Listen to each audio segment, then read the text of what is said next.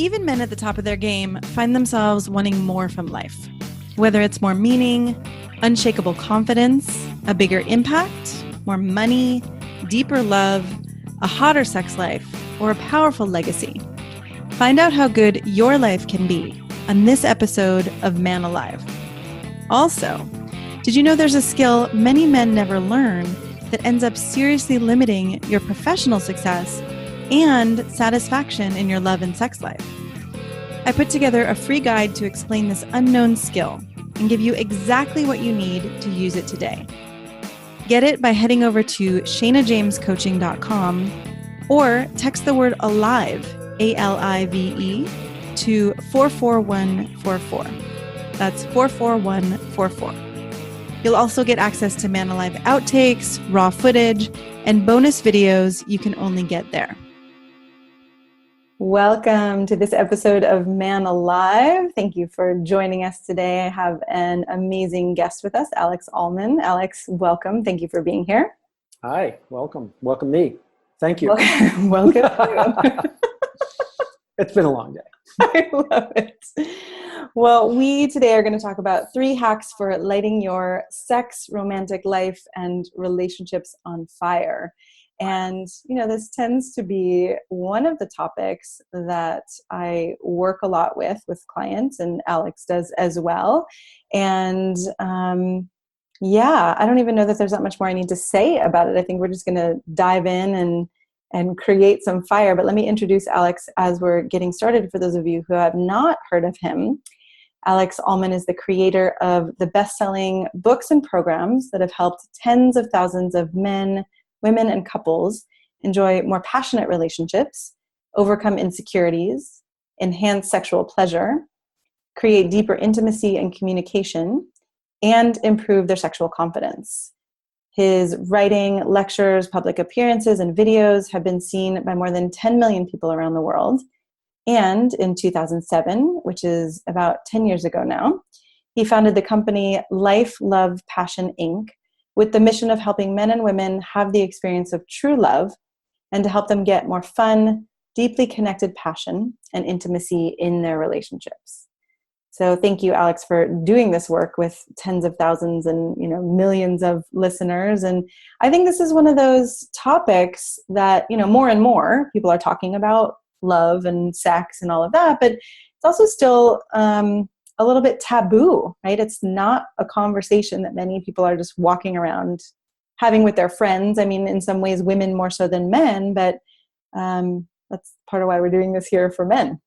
Yeah, I can't really figure out why people aren't talking about it. It's like the funnest thing to talk about. I know. It really is. It's what we Google search. It's, we go to see romantic movies and, I don't know about you, when the HBO movie starts up and it says, there's going to be like nudity and adult content. I'm like, all the good stuff. Yeah. Right? That's when you're like, oh, this is going to be good. All right. Right. And yet it's kind of this secret. It's funny. I was going to say, in the closet, in the bedroom, whatever you want to say, it's right. It's not a topic that a lot of people feel comfortable talking about. Well, I think we all feel very comfortable talking about other people's sex lives. Mm-hmm. I mean, it's a little weird to talk about your own sex life. It just kind of is, because there's one of 2 possible outcomes. It's either going to be bragging, which are awesome, or it's going to be, potentially embarrassing, humiliating, making you feel like you're not, getting what other people are getting. And, I mean, that's one of the things, there's a tough party conversation to have if you're insecure that your penis isn't big enough, or if your wife says that she won't have sex with you anymore because she feels fat, and you're like, but I think you're beautiful. Right? So I feel fat, no fucking for you. So I mean, this is kind of the reality that people have, or they're just lonely. People People are incredibly lonely. I know. I mean, even people who are single and people in relationship, a lot of people are really lonely in both situations. Yeah, of course. Well, people in relationships are sometimes lonelier because Agreed. they feel like they have to hide inside their own relationship. Right. Right. If you have any kind of paranoia about your woman, like checking your browser history or getting a hold of your computer when you're not around, or if you ever lie to her for any reason other than a surprise party, Mm-hmm. then you feel lonely. Mm-hmm. Because you're not exposing yourself. You're not being truthful. I used to be an enormous liar. I used to be You did? Oh my God, I was such an incredible liar, and it didn't occur to me not to. Interesting. My parents always told me, listen, it's really important to tell the truth, and when they caught me in a lie, they get very angry with me. But people don't do what you tell them to do. They know you by what they catch you doing. My parents were liars. They were just huge liars. My aunt would call and go, so when are you coming over for dinner? And my father would be like, next week, or yeah, we'll see you soon. because the water heater blew up, or he'd just make Uh-huh. up some shit, Uh-huh. And it didn't occur to me that was weird. These are, and it wasn't something you'd question. It was the little white lie. Right. But the reality of the little white lie is that if it allows you to live at a lower frequency. Mm-hmm. Gives you permission to just fudge it, to kind of mail it in. Well, yeah, and then you're not actually connected. You're not actually connected to your partner. Of really getting to what is really going on here. Yeah, what's really going on, exactly. And I remember when I committed to never lying again, which was a huge commitment for me.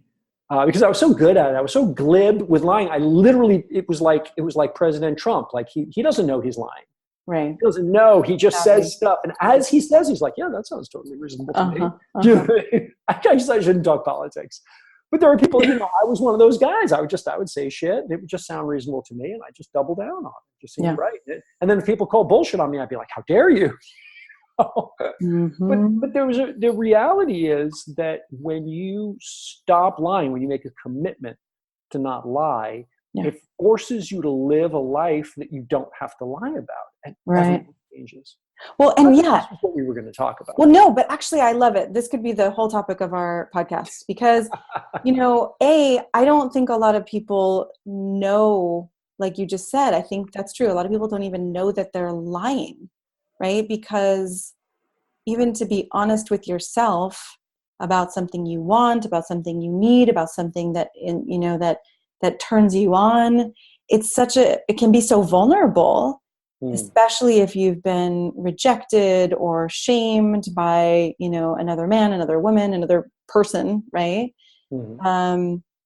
I know from myself, I wouldn't have said I'm a liar, but then the more I looked at it, the more I realized, oh, I do tell some of those little white lies, or I do, it's hard for me to say if I'm in the middle of having sex, that doesn't feel as great that way. I would rather do something the other way, right? It's like, and all of those moments, those kind of little white lie moments, like you said, bring down the, can't remember exactly how you said it, but it's like it brings down the potential to have, like we said in the beginning, to have more fire, to have more intimacy, to have more connection, right?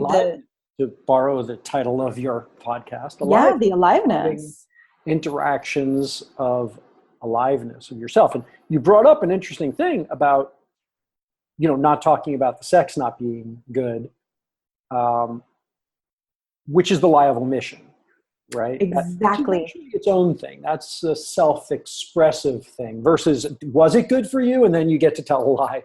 Right. But of course, saying nothing isn't necessarily a lie. But I think it actually would be interesting if we, in this conversation, we started to say, all right, not to judge it, but let's call that a lie, right? Let's call that a lie for the purpose of, if you want to actually create more fire and more intimacy, if you continue to omit, you Well, know? withholds are definitely their own brand of lie. Mm-hmm. And the only, the only person that gets victimized is yourself.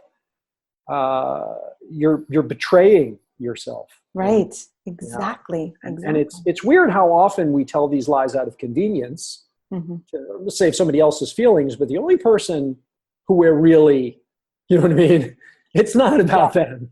No. We're fucking with ourselves. We're ruining it for ourselves. Yeah. And Okay. of course, there's collateral damage, Yes. right? But when you lie to your wife, it's not a crime against her. It's a crime against yourself. You think of it as a crime against her. It's a crime against yourself. Right. And I think I just want to double click on this one, right? Because like you're saying, I mean, sure, it is painful it ends up being more painful often for the person you're lying to than it would be if you didn't lie eventually. But in the moment, I think there's this idea of, oh, I'm saving someone's feelings. Actually, I was working with a man recently about online dating, and he wasn't responding to this woman because he didn't know what to say, or there was some reason he was trying to save her from being uncomfortable, basically.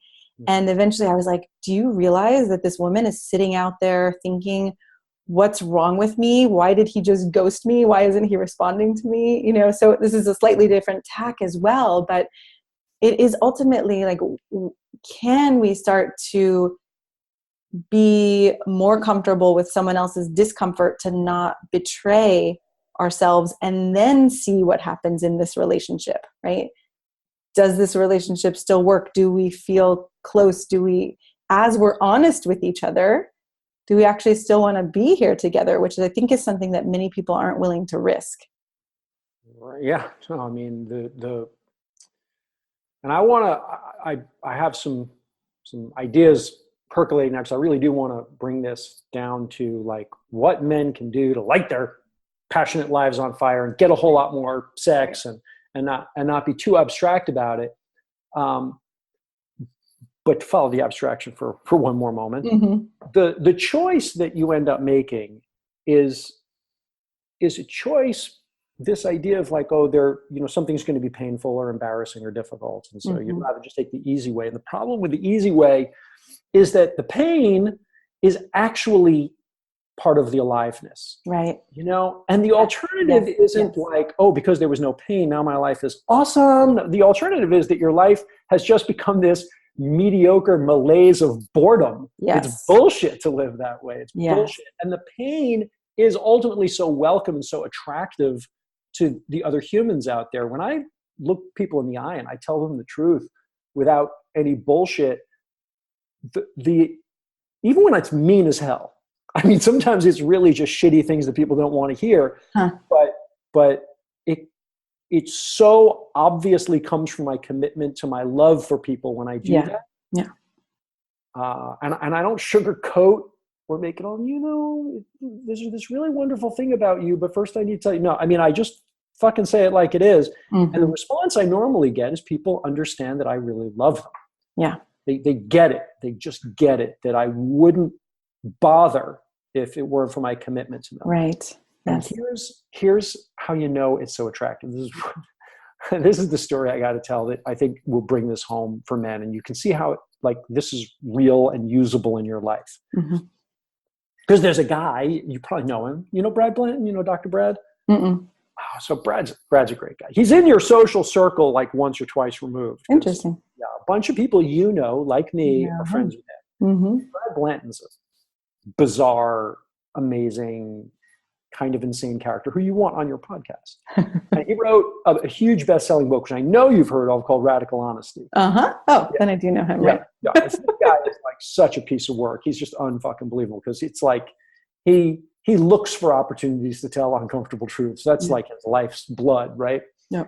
But he tells this story, and it's a great story. It's just so right on, about the woman who goes in for a job interview, and the guy interviewing her says, listen, what do you think is your worst quality? And, most people say, oh, I guess my biggest fault is that I'm just too organized and work too much. This kind of thing. And she says, I think that question is kind of full of shit. And he says, well, that's awesome. Bold. Yeah, that's bold. That's not normally what I get. I think that was very brave of you. And she goes, yeah, and I don't really give a shit what you think. Wow. And so that's the kind of funny radical honesty thing. I know I'm telling it wrong. It's a better way to tell it. But anyway, when all the laughter dies down, Brad always says, yeah, but would you hire her? And the answer invariably is probably, it is really appealing to hire somebody who's not going to blow smoke up your ass. And it's attractive for that reason. Yeah. Would you date her is a better question. Would you date him? And, the answer is invariably yes. Interesting. Yeah. I mean, it's really attractive. And as a man, I'm curious if you have a sense of how do you support men to be straight, to tell their truth to women in a way that also creates more connection and intimacy versus, kind of being a dick about it, right? Because there is a way to do both. Way. Brad tells it better than me. It doesn't have to be dicky. The truth is the truth, not the I'm looking for an opportunity to cut you down. Cut your balls off or cut your whatever, right? And, by the way, just as a side note, to really look at how weird this can be, but, famous pickup artist Mystery, who invented the idea of the neg, where you walk up to a beautiful woman, you say something kind of, vaguely insulting in order to let her know you're not too impressed with her, and that is somehow attractive. Which is, I have to say, to be completely honest, is disgusting to me, and I don't totally disgusting to me too. It works with any woman. Clearly, it works. Well, I don't know. I would debate that. It might work in the moment with some women. I think exactly long term it does not work. No, but that's exactly right. It's in the moment with some women, which is why ultimately, I actually know this guy pretty well. Yeah. I know him pretty well for quite a few years, and he's a very unhappy person. And his relationships, there we go, insanely fucked up. Which I tell him to his face. Right. So works is an interesting. But in the moment, it comes off as attractive. I mean, by the way, this guy is an astonishing pickup artist. Like the shit that he says he can do. It's astonishing to watch a guy walk into a bar and walk out with any woman he points his finger at. But the question is, right? And like you said, he's not happy. Right. Past that, will they actually have sex? Probably not. Almost never. Somewhere along the line, she's like, wait a minute. What are you? This is all suddenly seeming like a rehearsed script because it is. Because it is. Yeah. I mean, women aren't that stupid unless they're pretty drunk. Yeah. And of course, by the next morning, if it went that far, she's like, what the fuck? Right. You know what I mean? It's not like he ends up in these like beautiful transcendent relationships. No. But in the moment that works, and the reason it works is because it came across, it's an imitation of a man being honest and clear and not letting his overawe and being so impressed by a woman that he blows smoke up her ass. And makes himself smaller than her and puts her up on a pedestal. Yeah, or makes himself bigger and pretends to be awesome, or tries to impress her, or tries to be like, I'm not impressed by you. But like any of those things are reactive. Exactly. Are less than the truth. Because here's what happens. When a man sees a woman who he's very attracted to, he does a mental calculus. He's like, there's a lot of guys here. A lot of guys in the world. A lot of guys on the apps and in the online dating world. Mm-hmm. If I were her, would I fuck me? And the answer that they come up with invariably is no. Huh. And so then they go, well, who would I have to be so that she would? And then they just act like that guy.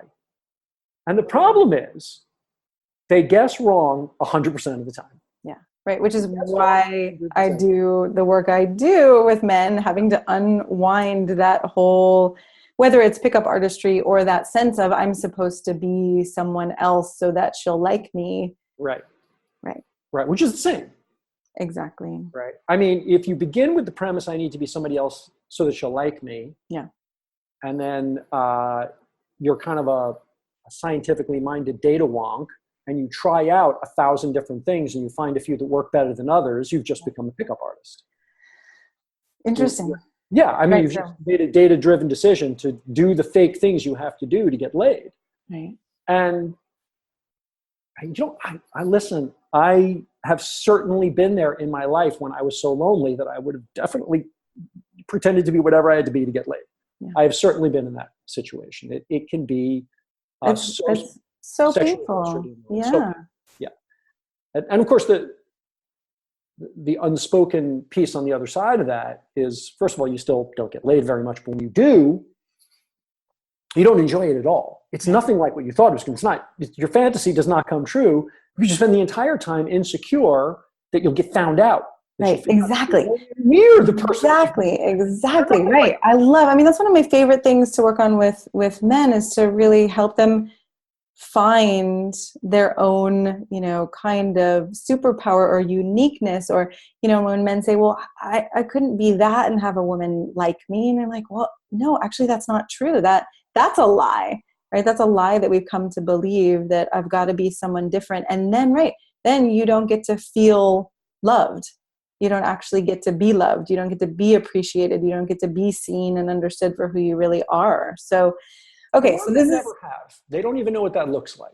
Right. And this is where, you and I have briefly started a discussion about how so many men settle and don't realize what's possible in love, don't realize what it looks like to have a relationship that's on fire and that is honest and loving, and, where there is a lot of affection and a lot of support and a lot of sensuality. Right. That just seems like a pipe dream, I think, to a lot of men and a lot of people. Because it's not normal. Which is sad. Maybe. Yeah, I mean, yes. I feel sad about that. Well, no, but I think the human condition is sad.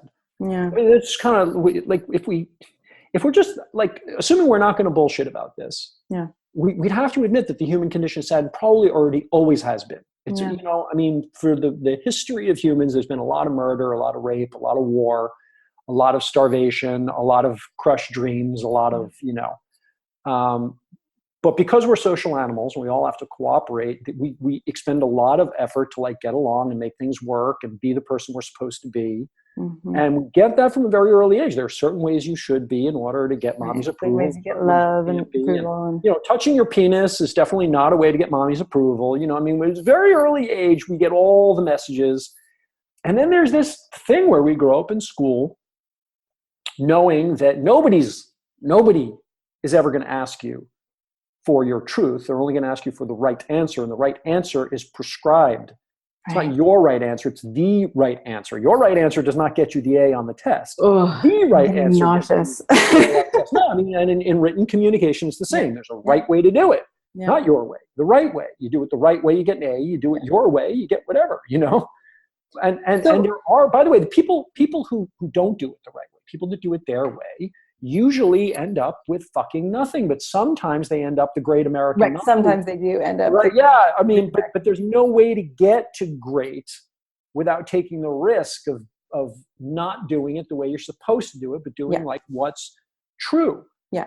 So, okay. So if we were, I want, because of time, I just want to move us into these 3 ways. If you want to actually, give men specific ways to light the fire, right? I mean, this is a theme that we're talking about, the theme of, all right, you've got to actually take a risk to be who you actually are. And how do you support men to do that, right? Especially men who are like, that hasn't worked very well in the past. What do you say to them? Okay, I got 3, and they're big and they're important. And for the guy who takes it and runs with it, it's going to change his life. Interesting insight. If you get an interesting insight from listening to Shana and I, yay, but it's bullshit, man. The insight doesn't get you what you want. What gets you what you want is acting on the insight. So I'm gonna give 3 things that if you act on them will change your fucking life, guaranteed. So let's kind of begin with the overarching thing that we've been talking about, which is what Brad Blanton talks about, which is radical honesty, which is rehearse telling the truth. Rehearse it in small and large things. Stop with the little white lies. Rehearse it in small and white things so that when you do this enough, when you practice that it becomes a habit, like the lie will catch in your throat. Like it's hard for me to like deal with surprise parties because it's so unnatural for me to lie at this point. But, like I can't, I got to figure out a way to not lie and yet keep the surprise, which can be very, very difficult. And it's bullshit because of course you can lie about surprise parties, but the practice of this, here's what it really looks like, which is to really pay attention to noticing when you're giving the right answer, the answer that's going to make you look clever and smart and make the teacher give you a gold star, versus the true answer. And the difference conversationally is so dramatic. And the difference, if you're single and you've walked up to a woman and you've said, "Hi, my name's Alex," whatever your name is, that's all you need. That's all you need to start a conversation. Right. Yes. And from there, if you just answer with what's true and not what's right or clever, if you just stop trying to figure out the right answer for a minute, for a second, just stop trying to figure out the right answer or the smart or the clever, the witty or the seductive answer, just for 1 fucking second, and the truth will come out. Yeah. And you will be so fucking attractive. It's so different. You know, people can tell when you're giving the right answer. Yeah, right. I mean, the right answer is bullshit. It's so unappealing. And especially I'll say as a woman, you know, we have a spidey sense, right? And we're tracking for safety. Am I safe with this person? You know, before we can actually feel attracted, usually there's this sense of, is this someone who I'm actually going to be safe with? And the lie, no, because there's a difference between what's coming out on the outside and what's happening on the inside. And there's this tension we feel and something feels off. And a lot of women can't even put words to it, but we feel it. Because if you hide your sexual intention, if it's not clear in your smile and in your just kind of obvious that it's just funny that we're having this conversation right now, since really what I want to do is get you naked. You're not making. You don't have to be that blunt about it to make it apparent. Right. No, of course not. I mean, that's, just watch any romantic movie to see that, anything that they talk about is really what they're talking about is, that we're attracted to each other. Yeah. But if you try hard enough to hide it, then what happens is she feels that thing that we refer to as creepy.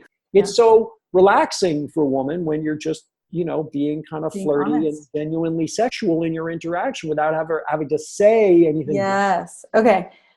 Well, I'm not sure if you have more on that one. I want to hear the others, but then I have another thought, but I don't want to say it before the others because then I think it could.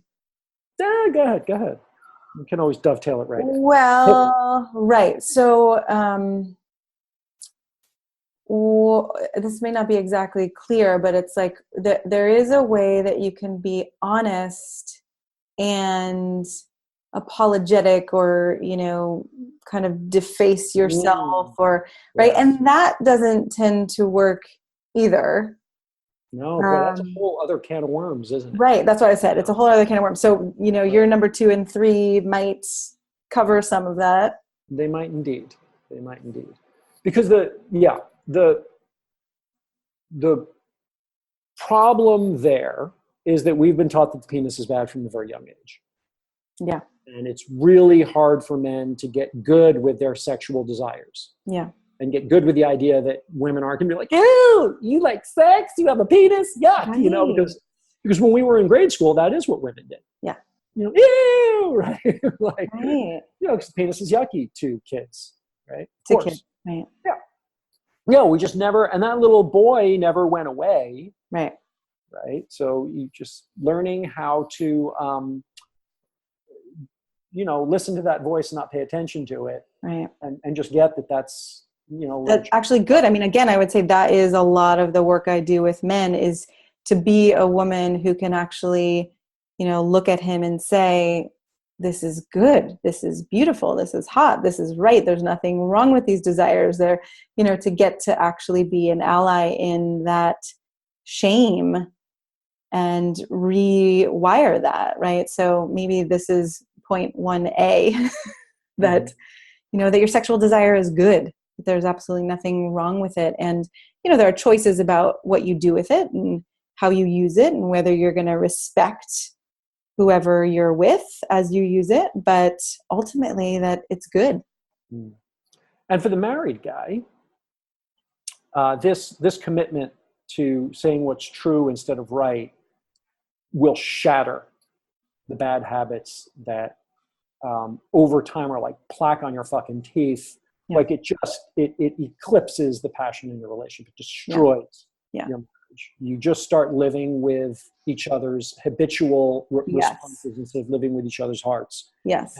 Right. And that, I think that's the death of most relationships. It is. Yeah. It is. All right. Tip number two. Number two. Be a good receiver. Practice being a good receiver. There is no shortage of givers in this world. There really isn't. People love to give. Yeah. And it's just a rare commodity to find somebody who really is a great receiver. Sexually, conversationally, everything in life, to really recognize when gifts are being given to you, when people are smuggling little I love yous, as actually are. Do you know Annie? Annie Lala? That's her. I do know Annie. Yeah, she has this great way of putting it, which is when people smuggle I love yous, like when somebody cooks you your favorite dish or something. They're really saying I love you, but it's hard for them to say I love you. So I say I love you by giving people fierce criticism. Interesting. Right. We all have different ways of saying I love you. A lot of men do, but to become a great receiver, and specifically sexually, by the way. Yeah. A lot of men don't get how desperate women are to be a great lover for you. They're so busy trying to figure out how to be Mr. Rockstar in bed. Yeah. They're so busy trying to figure out how to get the G-spot and last long enough and get hard enough that they forget that she's a human too. Yes. And she can be a great lover for you. Right. And she has her own insecurities and weirdnesses. And if you can fully appreciate and enjoy her beauty, her physicality, the quality of her body and the quality of her mind and her heart and everything she's doing, and when she's kissing you, you can just stop and fully fucking get into how much you're enjoying that. Yes. And articulate and give back. Yes. With generosity, your enjoyment of it. Yes. Right. That's another way I would say it is, right, to be a good receiver and to let yourself enjoy it. Because I see so many men leave themselves out of the pleasure picture, I'll call it, right? In trying to give, then they forget that actually when I feel a man's pleasure, when a woman feels a man's pleasure, we actually feel more pleasure, right? It's a huge turn on. Every man totally gets that when a woman is experiencing a lot of pleasure, that's a turn on. Right. You could just hear the audio of a woman going, and it's a turn on immediately. Right. Ooh, it's so hot for us. But we don't get it all we think that's a man thing. That's not a man thing. That's a human thing. It's a human thing. Humans dig that. And most men just are so fucking stingy. They're such misers receiving pleasure and with letting people know that they're actually experiencing pleasure. It feels it's interesting too. I'm just feeling like, oh, right. I can see that. There's the masculine and the feminine or whatever, the, kind of hard edge of this, the radical truth of this. But also I think a lot of men, it takes something to see that you're being stingy, right? That you not receiving or you not actually experiencing your own pleasure is stingy. Or in a way, it's like we're talking about lying. Like sometimes we don't know we're lying. We haven't actually felt our own truth enough to know that we're lying. We're lying to ourselves, right? I think it takes something for a man to know that that's a stingy thing instead of some idea of, oh, well, I'm being a giver, right? Yeah. And this isn't like something that you learn to do. This is something you practice. Yes. It's a practice. And it's just like I was saying, if you start telling the truth, even in small things, like if you're really strict with yourself, you will develop a muscle that will transform you into a far more attractive and charismatic human who gets to enjoy his interactions with other humans in ways that you cannot even begin to understand from where you are. And now if you start with that in mind and you're going to become an elegant receiver, then you're not going to fake it, right? You're not going to fake it. What you're going to do is you're going to practice knowing, so now you've got this information. Here's the insight is that it turns her on to let, when you are a good receiver. Yes. Right. Right. So And I would say also, I just want to say, you and I have worked with, thousands of women as well. So just if there's doubt, right, we're coming from, right. We've got the data here. Yeah, right. This is such a magic instant fix for so many couples that it's hilarious. Yeah, well, and wouldn't it be interesting, right, to be willing, if you're in a relationship right now, to be willing to actually go and risk asking whether this is true, or asking, hey, could we put some attention on me receiving, me learning to be a better receiver? Yeah, there's a great exercise for this. Another person you probably know, Philippe Lewis, came up with this exercise. The pussy petting exercise? No, I don't know that one. The pussy petting exercise is Philippe Lewis's genius contribution to the world of couples everywhere. So if you're a couple and you want to put this into action, then try playing this game. It's the pussy petting exercise. Basically, one of you gets to pretend to be a pussycat. And the person who's the pussycat behaves like a cat. Now, a cat, when you touch it in a way they don't like, they let you know. They very clearly let you know. Recoil, they walk away. Yeah. And when you touch them in a way they do like, they also are very demonstrative. Like they lean into it, they purr. Yes. The idea is just to increase, just to augment your sensitivity to what you're receiving, about whether you're enjoying it, not enjoying it. Just increase that by about 25%, just or 100% if you're like a real numb dead person, and just give more feedback. I've been acting like one. Right, and then you can do it both at the same time. You can both be pussycats if you like. But it really it's a great little practice session for kind of understanding what this looks like, and understanding what your partner likes, and understanding what it looks like to demonstrate when you're enjoying something. Yes. And for a single guy, you're out with a woman and you're trying to, you get caught and you're like, first time in bed, you're caught in this thing. I got to perform. I got to be better than the last guy, and all that bullshit. Yeah. You got to be better than the last guy. Stop thinking about that and start thinking about good receiver. That's what she will really remember as being, wow, this guy was fucking amazing in bed. Good receiver, and actually be willing to ask and figure out what she likes. Right. I think there's a false. That's a different thing. And that is a different thing. It is a different thing, right? But there's also this piece of, I'm going to be a good giver, but then I'm going to be a good giver based on the ideas I have versus who's here in front of me and actually being intimate. That's a huge can of worms you're opening there.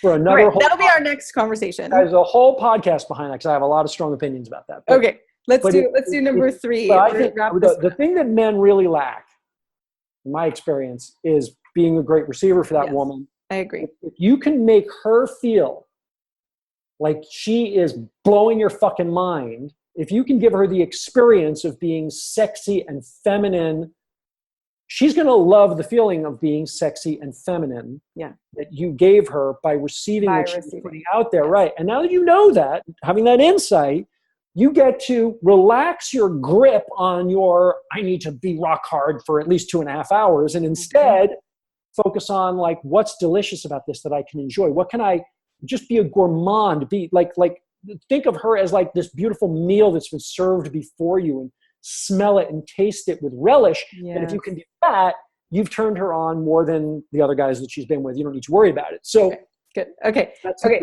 Yes. Let's move on to number 3. Yeah. Number 3 is she's on your side. Mm-hmm. Mm-hmm. She's on your side. For the single guy, this shows up as the woman is your opponent in the game of getting the pussy. Right? Well, we just think about it. We've thought about it that way our whole lives. It's really hard to get out of that mindset that there's this kind of chess match. Right. You have to get to the pussy. You got to win the chess game to get to the pussy. And your opponent sitting across the board from you is the woman. Yeah. She's the guardian of the pussy. And nothing could be further from the truth. But that mindset is what gets you locked into this idiotic game. She's on your side. She wants to get to the cock. She wants beautiful, transcendent sex as much as you do. Right. Drop the fucking game. Stop pretending she's the opponent. Start saying, thinking to yourself, well, how can the two of us get from where we are to something really beautiful, pleasable, amazing together? She's totally on track. She wants you to be charming and charismatic and sexy and a good receiver and honest and I was going to say, in an honest, genuine way, right? Yeah, she's on your side. She wants you to win. From the moment you say, hi, my name is Alex, she wants you to win. She doesn't want you to be another fucking pickup artist dropping all these nonsense fucking lines. She doesn't want you to be shy about your sexuality and feel like she probably wouldn't want to fuck. She doesn't want that. She wants you. She really does. Or she wouldn't have said hello to you in the first place. Yeah. Yeah. So, all right. And your wife is on your side. Yeah. She wants a beautiful marriage. It's like, just, God, she's that one on is your side, man. And it's heartbreaking. Get that. Well, and the kind of conversation it takes to get there. Yes, right. And even if she doesn't act like she's on your side right now, you don't act like you're on her side. Exactly. Right? You're angry. You've got lists of shit that she did wrong. Right. So there's a way that you can start actually having conversations where you both actually just did this in another podcast recording with a man who's married and is going through some struggles. And I said, I've been thinking of writing a book. You know, what would it be like to write a book, same team marriage or same team relationship? Because I think this is such a missing idea. And it's so easy to be on the surface and say, will you, right? Someone's got to start first and say, hey, what if we actually were? What if we acted like, even if we don't know it yet, what if we acted like we were on the same team together? Yeah, I mean, you just are. You just need to recognize that you are. And the more you aren't, the closer you are to not being, and then you know where that goes. Right. I was invited to a card game, and I sat down with these guys I didn't know, and they proceeded to kind of unpack all of these like schemes and plans for how they were going to like figure out how to get a boys' night out at the strip club without their wives knowing. Mm-hmm. And it was so bananas to me that like, as they were sitting there talking about like what they wanted sexually in life, the one person who could not ever, whatever else happens, the one person who cannot find out about this conversation is the person they're supposed to be having sex with. Right. Yeah. And she's on your side. It's so fucking stupid. Yeah. All right. So we're going to wrap up. And often at the end of these podcasts, I feel like, right, we could keep talking for, days, years, whatever. But I think you've given men, and we've given men a lot to think about and a lot to actually, like you said, put into action now. And how do you want men to find you? They can go to revolutionarysex.com or alexallman.life. Revolutionarysex.com is my original website, deals with primarily sexuality and how to have a better sex life. Mm-hmm.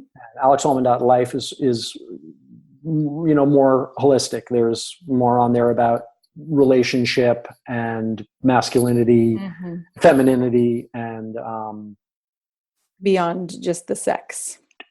Beyond just the sex. The sex to me is a great onboarder. Yes. And it's a great model for happiness for all the rest of your life. It is. It's actually a really great concrete way to also see in action, what's happening in these other emotional realms and intimacy realms. Yeah. So that's a great place to be.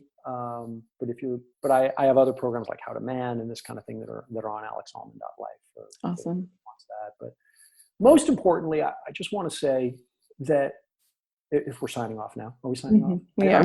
I just really want to say to men that your time and attention is the most valuable resource in your universe. It's all you've got. Your time and attention and how you spent it is what your life will have been, period. Everything else is replaceable. And you've chosen to give us your time and attention here, which I'm honored, I'm humbled. Thank you for your time and attention. I really hope that this was valuable for you. And the one way that I know to ensure that it'll be valuable for you is not to go, oh, this was great insight. I've been entertained. Right. But to take it past the entertainment that's available to you as insight and just take one of these things and put it into action. Please, I beseech you for your own sake, because I would hate to have had you waste your time, your most precious and valuable resource in life. Awesome. Thank you so much for being with us. Thanks, Shane. I'm so glad you joined us for today's episode of Man Alive. I hope it gives you a sense of what's possible and how good your life can be. If you like what you heard, I'd be so grateful for you to subscribe to Man Alive and write a quick review that helps men like you find us. And again, head over to shanajamescoaching.com/manalive To get outtakes, videos, and raw footage, I only share there. These are some of the most interesting parts of these expert conversations. You can also grab your copy of The Unknown Power to accelerate your career and solidify your confidence with women, because the two are related, and I know you don't have to settle for one or the other. Join us each week for a new episode of Man Alive.